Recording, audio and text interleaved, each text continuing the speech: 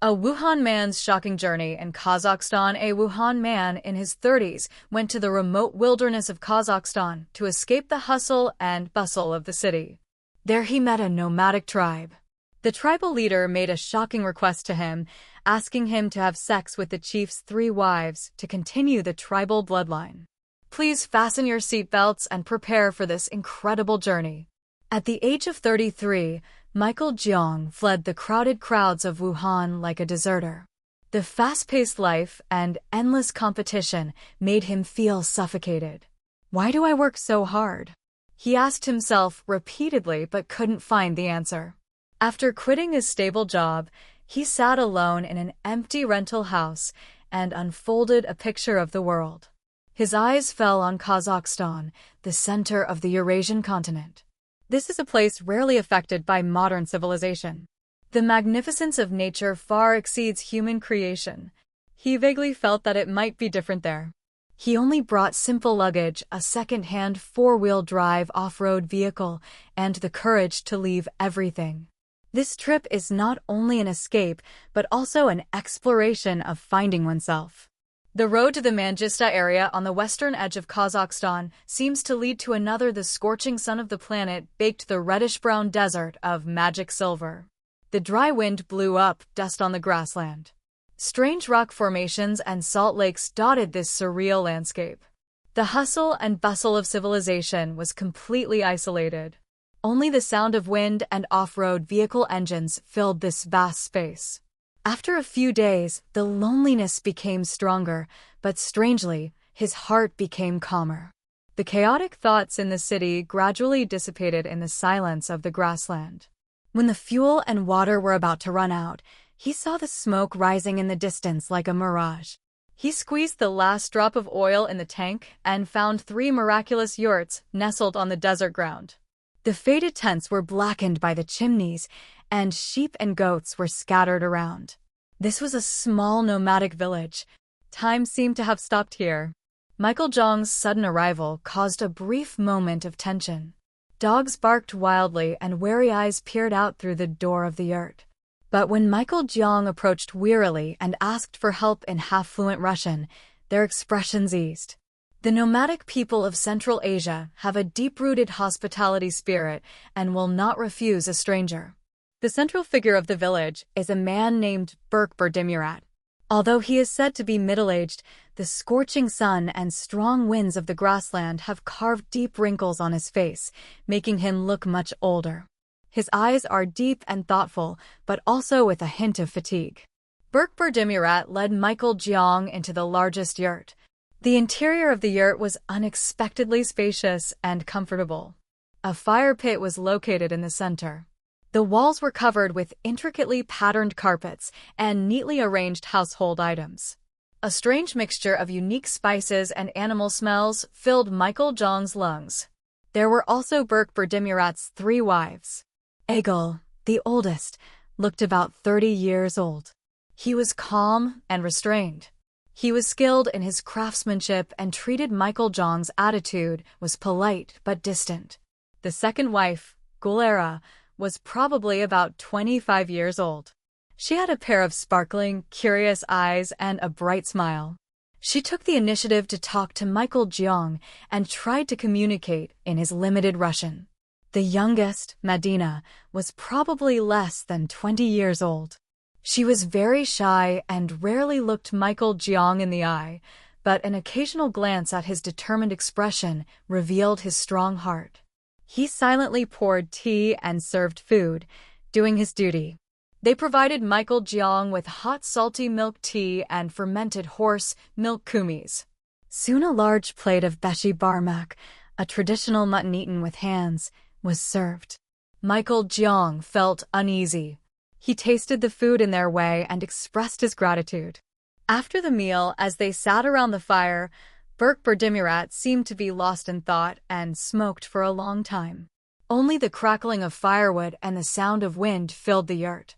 After a heavy silence, Berkbirdimurat finally spoke. His voice was low and serious.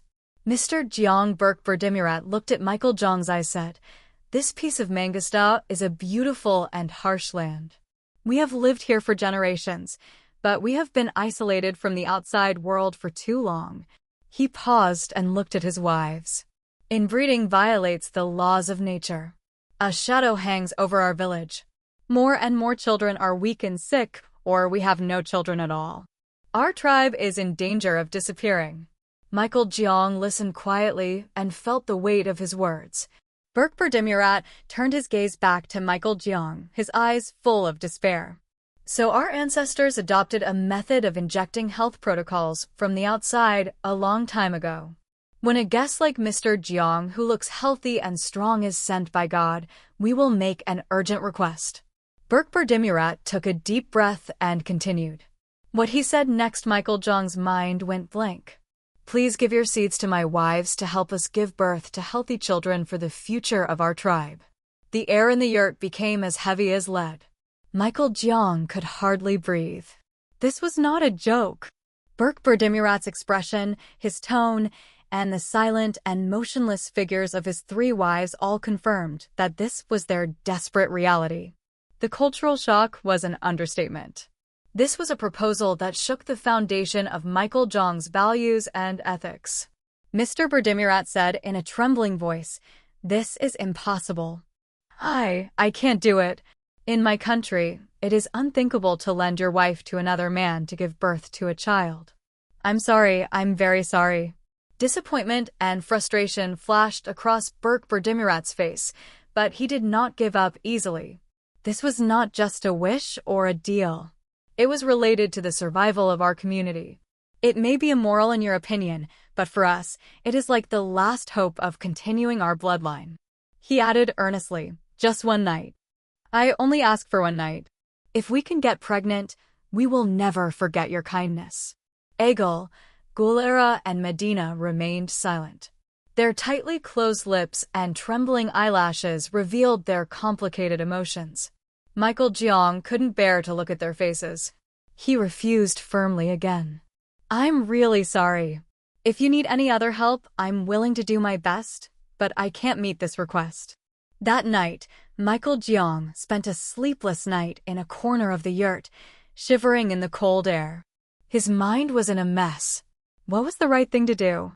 Was it right to impose his ethical values on foreign cultures, or was it right to turn a blind eye to their desperate reality? Unanswerable questions circled in his mind like the wind on the grassland.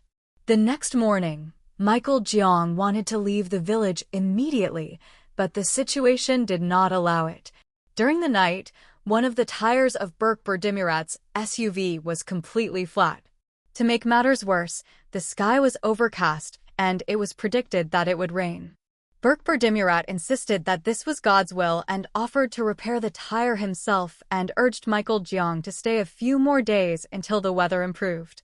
Michael Jeong understood his hidden intentions, but he had no choice.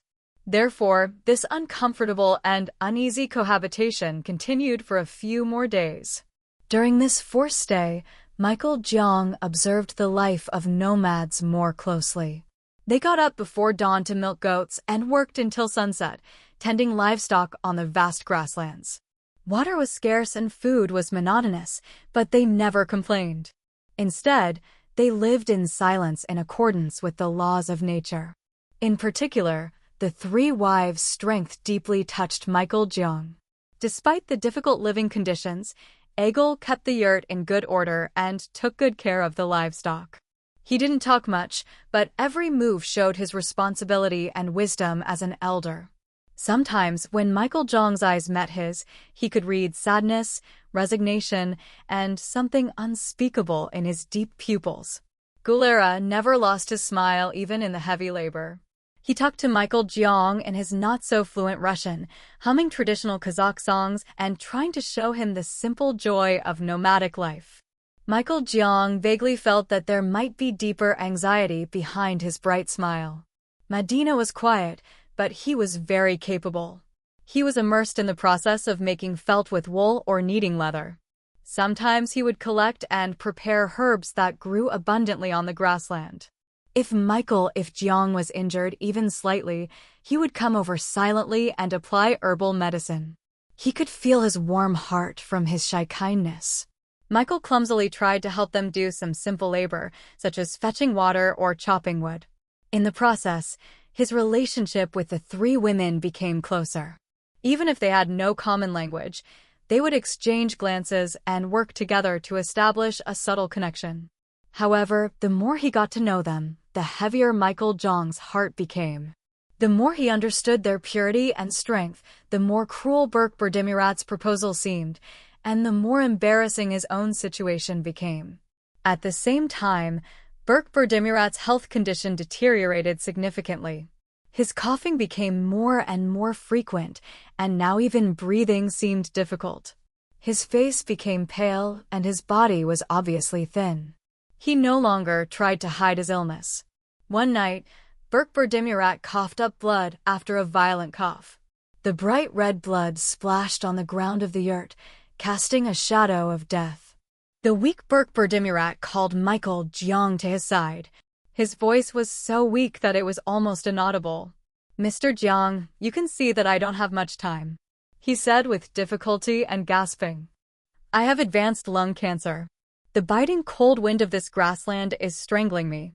Michael Jeong was speechless. "Don't hold Michael Jeong's hand immediately." His hand was burning hot. "What should these poor women do after I die? It is almost impossible for young widows without children to survive in this harsh land. If you can give them life and a future with your healthy energy, even if they are not my blood, if I can see the children in the arms of my wives, I can close my eyes with peace of mind." Hot tears flowed down Burke Berdimirat's cheeks. This was the last wish of a dying man. It was a desperate plea to his departed family. Michael Jeong couldn't bear to withdraw his hand. At this time, Egil walked over quietly and knelt in front of Michael Jeong. He looked directly into Michael Jeong's eyes and said, in a trembling voice, that we have been prepared for this for a long time. If this is our fate, we must accept it. Burke Berdimirat's last wish is our last wish. If we can give birth to a child through you, it may be the only way for us to survive. Gulera and Madina also nodded silently. Tears flowed down their cheeks. Their eyes were full of sadness, resignation, fear, and having to entrust their future to Michael Jeong. The despair of a strange foreigner, Michael Jeong felt powerless and caught in the vortex of a huge fate. A few days later, Burke Berdimirat passed away quietly under the care of his three wives and Michael Jeong. His last expression was surprisingly calm, as if he had put down the heavy burden he had been carrying for a long time. The yurt was filled with the sad cries of the three women and the sound of the wind on the grassland. A simple and solemn funeral was held in accordance with Kazakh tradition. Michael Jeong watched the whole process as an awkward mourner and a witness with mixed emotions. The death of Burke Berdimirat made Michael Jeong's heart heavier and forced him to make an unavoidable choice. In the days after Burke Berdimirat's death, the village was shrouded in deep sadness and silence. Michael Jeong spent time helping the three women, but his inner self was still torn by the fierce conflict between the wishes of the dead, the desperate reality of the living, and his own deep-rooted ethics. No matter how he thought about it, he could not find a contact point. Is it right for a foreigner like him to be so deeply involved in their lives and control their fate? Is giving them children the only way to help them? Is there no other way?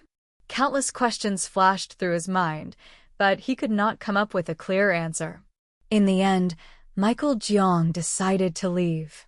He felt that he might be running away from a responsibility and a fate that he could not bear, but it felt like it was the only option at the moment. He handed over food, medicine, and some money to Egil and said goodbye to him with apologies and mixed emotions. "I'm very sorry. Please take care of yourself," he said, his voice hoarse. Egil accepted it silently. His eyes were filled with deep sadness and resignation, without resentment or blame. Gulera tried to smile, but his eyes were red with tears. Madina couldn't bear to look up. Michael Jeong took a heavy step and got into the SUV. As he watched the village and the three women standing in front of him get smaller and smaller in the rearview mirror, he felt a heartbreaking guilt and sympathy, as if he had left part of his heart there. The road to Oktau, the central city of Mangostar, felt particularly long and desolate. Michael Jeong couldn't erase the faces of the three women from his mind. The fragility hidden under their strength, the way they tried to cover up their sadness, and the silence in their last moments. He kept asking himself if he had made the right decision and if he had escaped from their lives too easily.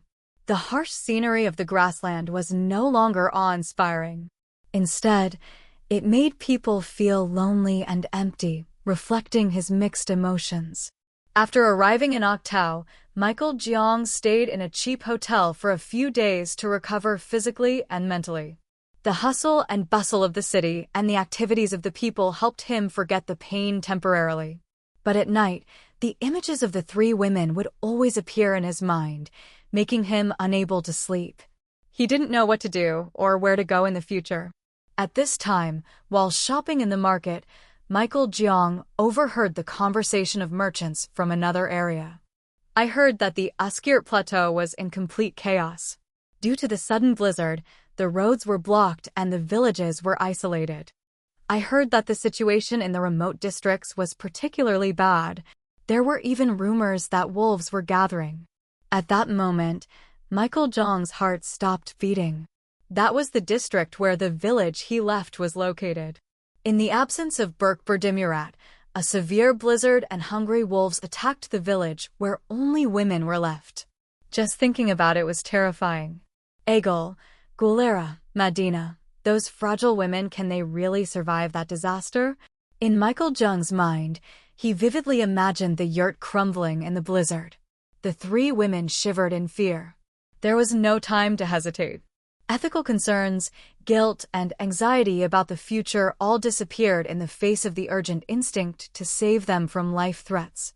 He immediately left the hotel and filled the off-road vehicle with fuel, emergency food, cold-proof equipment, and a hunting knife in case of need. Then he drove back to the grassland that might be a hellish place without hesitation. This time it was not an escape. This was a return he voluntarily chose. The way back to the Uskirt Plateau was more difficult than he expected. The sky was covered with gray and white snow clouds. The biting cold wind was mixed with goose feathers. The snow kept falling. The visibility was extremely limited. The road was covered with thick snow. It was difficult to tell where the road was. The off-road vehicle kept getting stuck in the snow. Michael Jeong had to dig out the snow with a shovel countless times and then continued to move forward. The biting cold penetrated his winter clothes. The feeling of his hands and feet gradually disappeared in the blizzard with extremely low visibility. He had only one thought in his mind: to save the three women. After several days and nights of sleepless nights, Michael Jeong finally arrived near the village he was familiar with, but the scene before him was devastating. One of the three yurts completely collapsed under the weight of the snow, leaving only a bare skeleton. Another yurt was crumbling as if it would collapse at any time. Around the last yurt, that looked relatively intact, three women were desperately clearing the snow. Their clothes were soaked and frozen. Their faces and hands turned red and blue due to frostbite. In the distance, the howling of hungry wolves could be heard faintly, and the sheep trapped in the fence bleated in fear. Michael Jeong immediately jumped out of the car and ran towards them. Egil, Gulera Medina. His voice penetrated the blizzard. Hearing someone calling their names, the three women looked up. When they saw Michael Jeong standing in front of them, they were speechless for a moment. There was disbelief and relief in their eyes, as if they had found a ray of light in despair. They didn't even have time to immerse themselves in the joy of reunion and had to continue their desperate struggle for survival. Michael Jeong immediately began to give orders. His voice was filled with the calmness and decisiveness that can only be shown in critical situations. First, he brought usable pillars and tent fragments from the collapsed yurts to reinforce the weak parts of the remaining yurts. Together with the women, he built snow brick walls around the yurts overnight to protect against the biting cold wind. He found firewood buried in the snow and lit a fire, then melted the emergency food Michael Jeong brought to make hot soup to thaw their frozen bodies. Michael Jeong opened his first aid kit and carefully treated the women's frostbitten hands and feet. Medina helped Michael Jeong find herbs and treated them. Egil, despite his exhaustion, tried to keep hope alive by taking care of the remaining livestock. Gulera tried to encourage Michael from time to time. Jeong and the other sisters livened up the atmosphere. As night fell, the howling of the wolves grew closer. They took turns keeping watch all night, lighting torches and making loud noises to keep the wolves away. In the process of fighting the cold, fighting against hungry beasts and protecting their shaky livelihoods, they were no longer just strange foreigners and abandoned widows. They depended on each other's lives and fought side by side. They were a community that had become one in the face of severe tests. The language was still not very fluent, but in extreme cases, they could read each other's intentions and emotions with just a look or a simple gesture. Michael Jeong was amazed at their strength and resilience. The three women also began to be close to Michael Jeong. They developed a deep trust and dependence. He came back to protect them in times of crisis. After a few days of jade-like life, the blizzard finally subsided. The sky returned to its dazzling blue color as if nothing had happened. The grassland turned into a pure white garden. The tired people took their tired bodies out of the yurts and silently watched the rising sun. They survived. They fought side by side and survived together. The severe test broke all the barriers between them and replaced them with a deep and strong connection that could not be expressed in words. The scars left by the blizzard were deep, but the vitality of the grassland was tenacious. Michael Jeong and the three women began to rebuild the collapsed village. Working together, Michael Jeong used the tools and knowledge he brought from China to repair the yurt more firmly, while the three women made felt in the traditional way, prepared leather and managed the housework. In the process of working together, laughing together and worrying about the future together, they naturally infiltrated each other's lives. One night when they were sitting around the fire pit drinking tea, Egil spoke quietly. He looked into Michael Jeong's eyes and said in a clumsy but sincere tone, "Michael, we would not have survived without you." Thank you very much." Gulera and Medina also nodded. Their eyes were also red. Michael Jeong realized that he could no longer separate his future from the place in front of him, nor could he separate the people in this place. He finally spoke out loud the decision he had been brewing for a long time. His voice was low and calm, but full of unwavering determination. "I will be with you." Michael Jeong looked at the three women one by one and said, "I will stay here and become your family. I will accept Berk Verdimirat's last wish now. I will be your shield and the shield of the children." Although I may not be qualified, the faces of the three women were full of surprise, deep relief, and a faint glow of joy at his confession. Egil silently wiped away his tears. Gulera smiled brightly. Medina lowered her head shyly, but with a smile on her face. This was a moment when the four stars merged into one. There was no grand ceremony or promise. From that day on, Michael Jeong officially became the husband and protector of Egil, Gulera, and Medina. He quickly adapted to the nomadic life. He got up at dawn to drive the livestock to the pasture and learned to repair the yurt and hunt. Sometimes he would be clumsy and make mistakes, but the three wives would become his reliable supporters and teachers. Egil quietly took care of the housework and taught Michael Jeong shared the wisdom and traditions of nomadic life. Gulera used her unique cheerfulness and positive energy to inject vitality into the hard life. Medina used her superb knowledge of herbal medicine to take care of the health of her family and gradually taught Michael Jeong the Kazakh language and culture. In the evening, they gathered in the yurt to chat. Michael Jeong told them about his distant hometown Wuhan and the grandeur of the Yangtze River. The food in Hubbalane, the taste of hot dry noodles, and the lively scenes during the New Year. The three women told him about the legends of the grasslands and the songs of the nomads. In the process of trying to understand each other, the language and cultural barriers gradually decreased and were replaced by respect, understanding, and warm feelings. Michael Jeong no longer a lonely or lost foreigner. He is a member of a new family rooted in the Mangesta steppe. As time goes by, new lives are born in the arms of the three women. Egil gave birth to a healthy son. Gulera and Medina gave birth to beautiful daughters. The cries and laughter of the children long forgotten in the village echo again. Michael Jeong picked up and cared for the children with his clumsy hands, feeling the joy and responsibility of being a father with his whole body and soul. He formed a big family with his 3 wives, several children, and the livestock left behind. Sometimes, when looking at the stars filling the night sky of the grassland, Michael Jeong would look back on the road he had traveled. On this road where he had abandoned everything, he was like a theory and found the meaning of life and happiness he had been looking for. He was not charming or comfortable, but he was a real and fulfilling life. The story between a Wuhan man and 3 Kazakh women that began in a small village on the vast Mangesta steppe is now entering a new chapter. Harsh nature and an unpredictable future still lie before them, but they are no longer alone. With love and faith, they will overcome the wind of the grassland and continue to write their own happy history under the starlight. Michael Jeong now understood that the real adventure was not exploring the unknown world, but voluntarily giving one's life in unexpected relationships and creating a new world.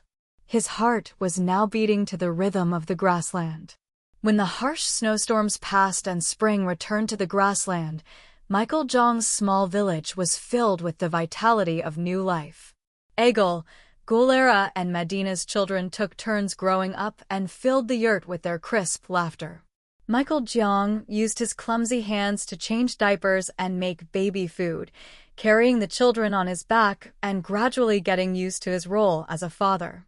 His life was now completely intertwined with his 3 wives, several children, and the harsh and beautiful natural scenery of Mangesta. Taking on the responsibility of raising a large family became Michael Jeong's new motivation. In addition to surviving, he also wanted to provide a better life for his family. He adapted to the nomadic life, but kept looking for other possibilities. What he noticed was the amazing skills of his wives, especially Egil and Medina. The traditional felt carpets made from wool were extremely delicate and beautiful. The colorful patterns passed down for hundreds of years, the colors and traditional techniques were works of art in themselves. Galara's warm and friendly hospitality was also impressive. He could quickly open the heart of even a stranger like Michael Jeong and was particularly good at making people feel comfortable. One evening, Michael Jeong searched for information about the outside world through the satellite internet terminal he had purchased with great difficulty from the distant city of Oktau. He found that there was a growing global interest in handicrafts and unique cultural experiences. In particular, sustainable travel that respects the environment and so-called ecotourism are becoming a new trend. He is convinced that the surreal chalk mountain scenery of Mangesta, the mysterious ZGM, and the magnificent views of the vast Uskir Plateau in Moscow and the unique life of nomads could be a resource to attract tourists. Michael Jeong carefully shared his idea with his wives. What if we sell our felt crafts to people in distant countries through the internet? And invite a few people who want to experience our life and this beautiful nature and create our own guided tour packages? Gulera, with your hospitality, you will definitely make people happy. The wives' reactions varied. Egil was skeptical. He thought the safest thing was to live the way he had always lived. Would people from the outside world buy our stuff? Is it really a good idea to bring strangers into our livelihood? Galara's eyes sparkled, and he immediately showed his curiosity. Really? What we make can be sold to the other side of the sea. Great. Greeting guests is my specialty, so don't worry. Medina listened silently to Michael Jeong's explanation and seemed to be thinking quietly. Michael Jeong understood Egil's concerns, but he didn't want to give up easily. He tried to convince his wives that we could communicate with the world in a new way while protecting our traditions. We would not bring in people indiscriminately, but only open our doors to those who respect and want to understand our culture. If our income increases, We can create a better environment for our children." In the end, the wives decided to accept Michael. At Zhang's suggestion, they decided to start on a small scale. Egil and Medina made felt products more sincerely than ever. Michael Jiang documented the process with photos and videos and introduced him on the internet. He created products with stories by weaving together the meaning of traditional Kazakh patterns and stories about nomadic life. At the same time, he planned a small-scale private tour program for a one-night, two-day course to experience the hidden landscapes and nomadic culture of Mangista. Gulera put his passion into preparing for the guests. Medina prepared herbs, teas, and traditional food to show during the tour. The first order came earlier than expected. A European collector of folk crafts was attracted by the unique beauty of the carpet made in one strand and expressed his intention to buy it for a considerable price. A few days later, an elderly couple from Canada cautiously inquired about the tour. The initial results were small, but the fact that their sweat was recognized as a tangible value brought great joy and hope to the whole family. The yurt was full of life for the first time in a long time. This was the beginning of a sense of pride in connecting with the world and being recognized for its value, not just making money. Michael the Jiang's small business began to grow through word of mouth. Order requests through the internet increased. Inquiries from tourists who wanted to experience the unspoiled nature of Mengistu and the authentic life of nomads continued steadily. To handle the increasing workload, Michael Jiang shared the work with other relatives in the village. The elderly grandmothers skillfully spun wool, while the younger men helped drive and guide the tours, which was needed for tourism. With this, the whole small and isolated village began to take on a little life. Michael Jiang prepared a separate yurt and decorated it as a work area and welcoming space. However, as the business grew, unexpected problems and conflicts began to surface. The first conflict was between deep-rooted traditional values and new changes, gender roles and communication issues. There were many cases where they had to conduct business directly with external male buyers or tourists. Sometimes, he would ask his wives to explain the product or introduce the culture. This would raise the role of women in a traditionally male-centered society, especially Kazakh culture, which conflicted with the values of love for the past and conservativeness. Egil was reluctant to appear in front of strangers and was dissatisfied with Michael Jiang's obsession with his career and neglecting the traditional role of the head of the family, such as taking care of livestock and hunting. Michael Jiang's direct and efficiency-oriented communication style can sometimes lead to misunderstanding or hurt his wives, who are used to metaphors and indirect expressions. Differences in economic concepts led to disagreements on how to use the money as income increased. Michael Jiang wanted to invest a large portion of his income in business and save for his children's education. However, his wives wanted to pay more attention to improving their immediate lives, helping relatives, or increasing the number of livestock, which is a traditional symbol of wealth. Gulera, in particular, likes to give to those around him and sometimes makes what Michael Jiang considers excessive spending. This is a conflict that stems from different economic concepts and priorities. Conflicts about parenting methods as the children grew up. Disagreements about parenting methods emerged. Based on his experience in Wuhan, Michael Jiang emphasized the importance of regular living habits, hygiene, and early education. But his wives wanted the children to play freely in the natural environment of the grassland and learn and grow on their own. Michael Jiang's strict way of disciplining the children sometimes conflicts with Egil. Egil believes that the children's path should not be broken. Sometimes when Gulera is curious about Michael Jiang's new methods and tries to imitate them, a subtle war of nerves breaks out between Egil and Gulera. These conflicts sometimes escalate into small arguments or quarrels, creating a deep emotional gap. Michael Jiang is frustrated because he cannot understand his wife's position and thinks his way is the right one. The wives are also sad because they are too burdened to follow Michael Jiang's changes or misunderstand his sincerity. More and more days in the yurt are filled with awkward silences or fierce quarrels instead of laughter. However, what keeps them from completely abandoning each other is the strong connection between them. This connection is based on basic trust and affection. Most importantly, the children have learned to understand and get along with each other. Little by little, burdened with the process of hurting each other and regretting after fierce quarrels, Michael Jeong realizes that his standards are not the only absolute standards and tries to respect his wife's culture and methods. He also tries to listen to his wife's opinions more in business decisions and find ways to live in harmony with traditional values. Egil also gradually begins to open up little by little and gradually recognizes Michael Jeong's sincerity and efforts for the family. Gulera plays the role of Michael with her unique positive personality. The mediator between Jeong and the other sisters, Madina, calmly and wisely considers the positions of both parties and mediates. The biggest help is the children. The children's bright laughter and mischief are the panacea to melt the cold atmosphere between the couple. They care and worry about the children together, and they are reborn to cherish each other. During this period, Gulera and Madina became pregnant again and gave birth to children, and with Egil also gave birth to the late Michael. Jeong's family became richer. With the increase in the number of children, the responsibility became greater. But the warmth of the lively big family gave them the strength to overcome any difficulties. They rooted in each other through heavy burdens, conflicts, and reconciliations, and are becoming a real family.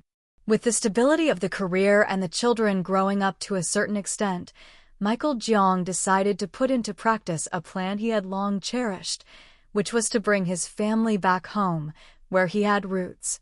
He wanted to show his wife and children the place where he was born and well-developed, and perhaps reconnect with his long-estranged family. When he told his wives about his plan to visit Hubei, China, the reactions were as varied as expected. Gulera exclaimed, "Wow, really? Are you going to fly through the clouds on a giant flying steel?" and was as excited as a child.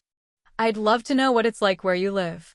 Madina smiled calmly, showing her anticipation, but at the same time she couldn't hide her vague anxiety about the unfamiliar world. Egil was most cautious. "Is it okay to go that far? I'm worried about whether our children can adapt well and whether your family will accept us." His concerns were realistic. Michael Jeong was not without worries. Everything was unknown. Would his wife and children be able to adapt well to the huge and complex city of Wuhan? They had never left the grassland in their lives. Or how would his family accept this unusual family structure?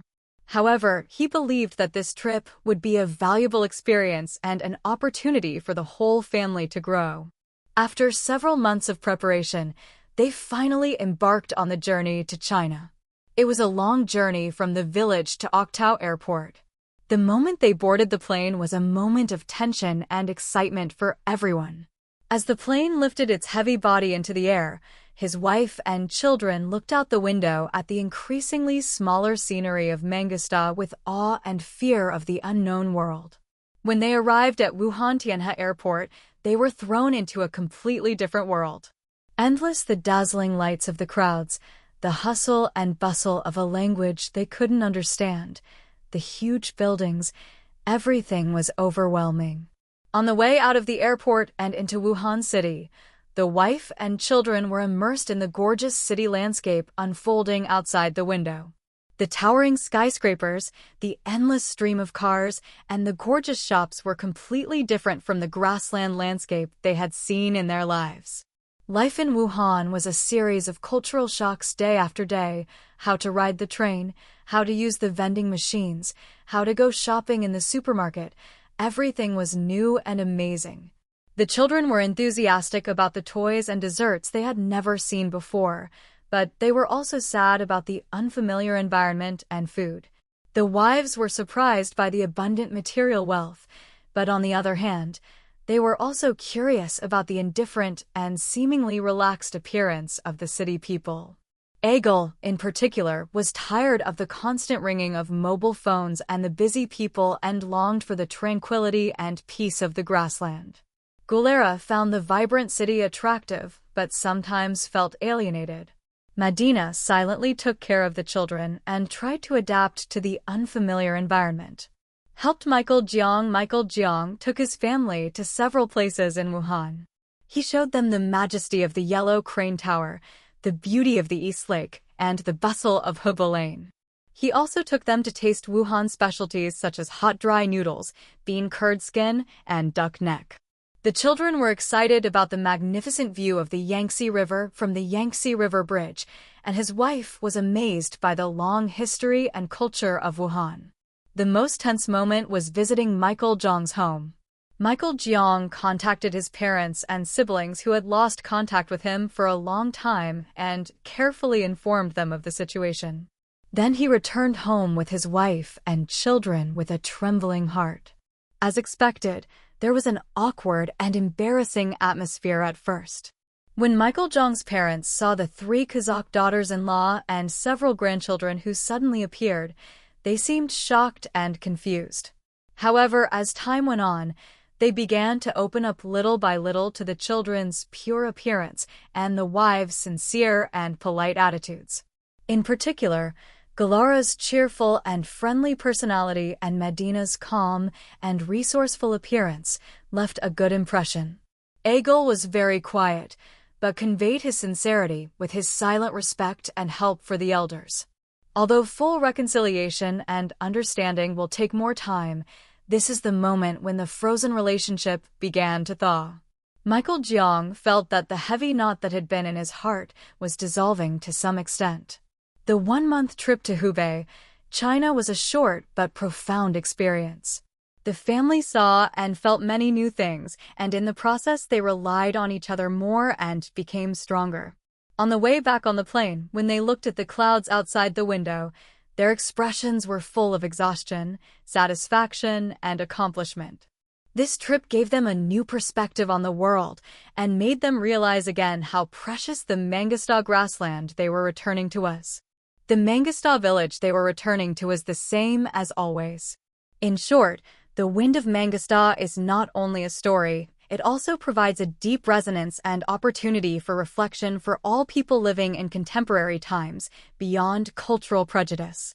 Understanding and sympathy, the humanitarianism, pain and responsibility reflected in the situation, the meaning of love and family beyond conventions, the strong vitality that overcomes adversity, and the value of life found in unexpected places. All of these have created a subtle but profound wave in our hearts through the story of Michael Jiang and his special family. In the end, this story asks us a question: what values will you uphold and pursue? What kind of stories will your life be filled with? The answer will be in everyone's heart and in the journey of life we will take in the future. Thank you for listening to this story today. If you like the story, please share it with your friends. You are also welcome to leave a message in the comment area to share your views and feelings about this story. Your every support is our motivation to create more good stories.